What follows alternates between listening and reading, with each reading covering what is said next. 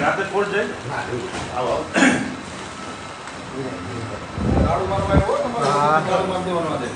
બસ બાપડ પાસે હવે આપણે એક બે ના ના એ આવશે ભાઈ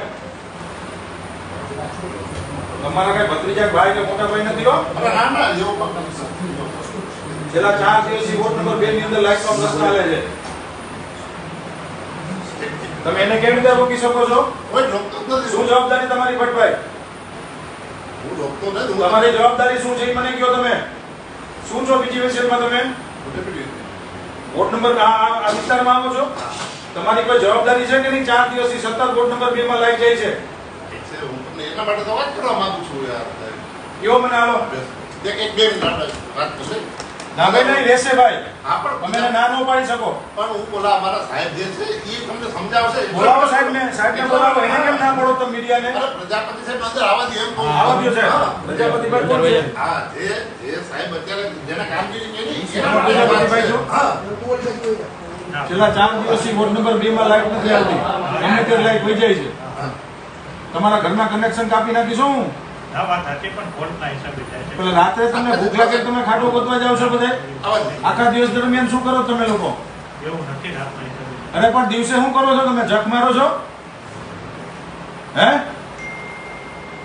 દિવસે હું કરો જવાબ આપો હું તમને કહું જનપ્રતિનિધિ છું ભાઈ નાના વાત તમે જવાબ દેવા બંધાયેલા છો મારી સામે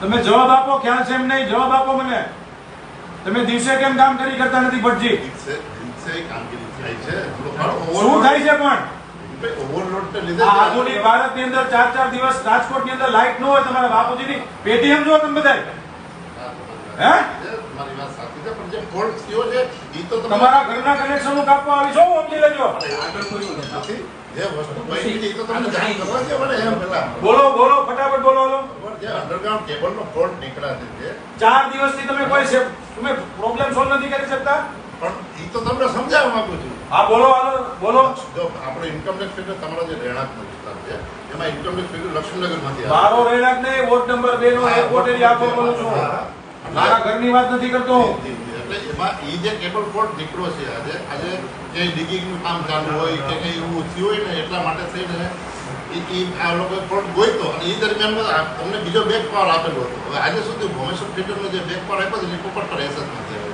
તમે બીજીવીસીએલ ના કર્મચારી છો ને જવાબદારી તમારી થાય ને રાતે જ લાઈટ જવા દેવાની અમારી એવું વસ્તુ એવું રાતે જ લાઈટ જાય અમારી રાત્રે આ કોઈ ઇન્સિડન્ટ ગયું છે બાકી કોઈ ઈરાદો કેવું ન હોય અરે હું ક્યાં તમને એમ કહું તમારો ઈરાદો તમારો જે ઈરાદો નક્કી થાય છે તમને ઘરમાં પ્રજા મારશે હો જે ફોલ્ટ થયો છે ને જમીનભાઈ જે ફોલ્ટ થયો છે ને એ તમને રજૂઆત બીજો કોઈ તમે દિવસે કેમ મને જવાબ આપો દિવસે કેમ તમે આ ફોલ્ટ ક્લિયર નથી કરતા તમે એક ખાંધો રાત્રે મારો છો ના ના એવું નથી સાંભળો તમે એક ખાંધો તમારો ફોલ્ટ રાત્રે કરો છો તો દિવસે એ ફોલ્ટ ને તમે ક્યોર કેમ નથી કરતા યા રાત્રે પાછો કેમ ફોલ્ટ આવે છે એક ને એક જગ્યાએ એવો ગુરુદ્વારા પાસે આવે શ્રેષ્ઠ સોસાયટીમાં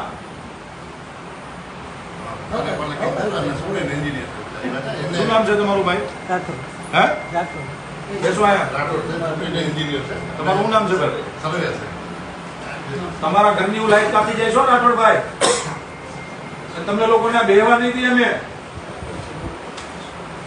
4 દિવસથી મારા મત વિસ્તારની અંદર લાઈટ રાત્રે વહી જાય છે અને તમે લોકો જમવાનું અને ખાડો ખોદવા નીકળો છો બધા બાપુજીની પેઢીએ તમે કર્મચારી છો ગુજરાત સરકારના તમારી યાર મેં કાલે રાત્રે વાત કરી હતી આજે પાછી લાઈટ ગઈ પરમ દિવસે આપણે વાત થઈ હતી ક્યાં ગયા અતુલભાઈ છેલ્લા 3 દિવસથી હું તમારી યાર વાત કરું છું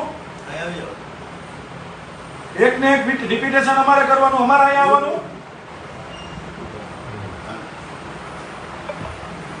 25,000 લોકોને તમે લોકો હેરાન કરો તમારા ઘરની લાઈટ કાપી જાય છો મને કોઈના બાપની ફેર નથી પડ્યું તમારે એફઆઈઆર કરવી તો છૂટ છે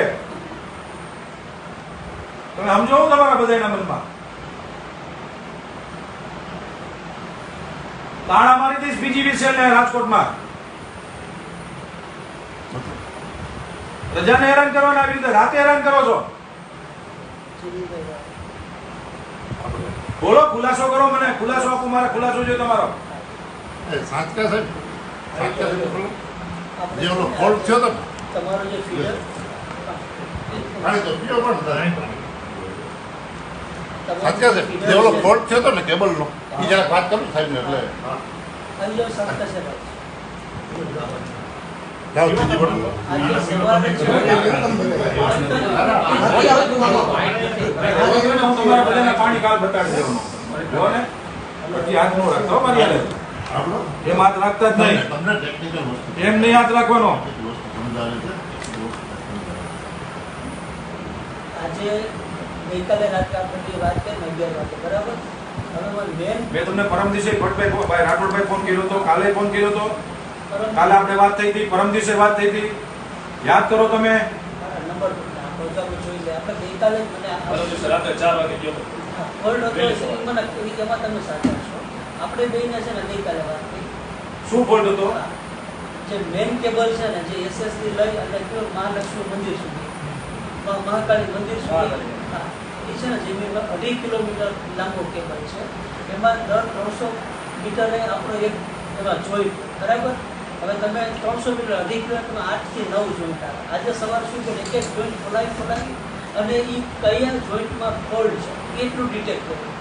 હવે એ 300 મીટરને એક સ્પાનમાં ડિટેક્ટ થઈ ગયો બરાબર. હવે એ અંડરગ્રાઉન્ડ કેબલ છે. હવે એમાં 300 મીટરનો કયા જગ્યાએ ફોલ્ટ છે ને એ કરવા માટે મશીન મૂકવું પડે, એની અંદર વોલ્ટેજ આપીએ અને છે ને આપણે એનો અવાજ આવતો હોય એ અવાજ આપણે મેઝર કરવાનો હોય બરાબર. આપણું માણસ છે ને એક મશીન લઈને હાલે અહીંથી હાલતો જ હાલતો પછી જ્યાં અવાજ દેખાય ને એટલે ખબર પડે કે હવે અહીંયા ફોલ્ટ છે એટલે કે કેબલ અંડરગ્રાઉન્ડ છે. 8 વાગ્યા પછી આપણે એ જે વિસ્તાર છે ને એ એકદમ હેવી ટ્રાફિક વાળો વિસ્તાર છે એટલે પછી એ જે કારણ કે અવાજ એટલો માઇનોર હોય એટલે ડિટેક્ટ નથી તમે થતો. રોડ બંધ કરી શકો છો? સરકારી કામ માટે રોડ બંધ કરીએ કે અમે બંધ કરી છીએ ખબર છે ને તમને? તમે રોડ બંધ કરી શકો એ બહાના કાઢોમાં મારી પાસે. આજે વહેલી સવારે પ્લાન કર્યો હતો. મેનવાલ આપણો આ ભોમેશ્વર ફીડર હાલતું હતું એટલે ભોમેશ્વર તમે તમારી ભૂલ સ્વીકારો છો? મીડિયાની અમે તમને પૂછ્યું, તમે તમારી રાઠોડજી ભૂલ સ્વીકારો છો? ભૂલ સ્વીકારો, હા કે ના પાડો મને. જો સરકારમાં તમારો રિપોર્ટ કરીશ આ બધા અધિકારીઓનો. ભૂલ સ્વીકારો છો? સ્વીકારો છો? હા કે ના પાડો, આની સામે બોલો. ભૂલ સ્વીકારો છો રાઠોડજી તમે? ભૂલ સ્વીકારો છો તમે ભાઈ? આપણું ટેકનિકલ હું તમને વાત કરું છું મને પ્લીઝ જે હકીકત છે હું તમને જણાવું નહીં સ્વીકારવાનું. નહીં અરે જો સ્વીકારો અરે હું શીખડાવી લઉં તો હું વાત કરો યાર. એવું નથી. આ લોકોના બાપુજીની પેઢી થોડી યાર, પ્રજા માટે બેઠા આ લોકો. ચૂંટાયેલા જનપ્રતિનિધિને જવાબ ન આપે એટલે હું જમીનભાઈ આપણે કાલે રાત્રે પાવર તાળા માર દઈ બીજી વિસેલ નું.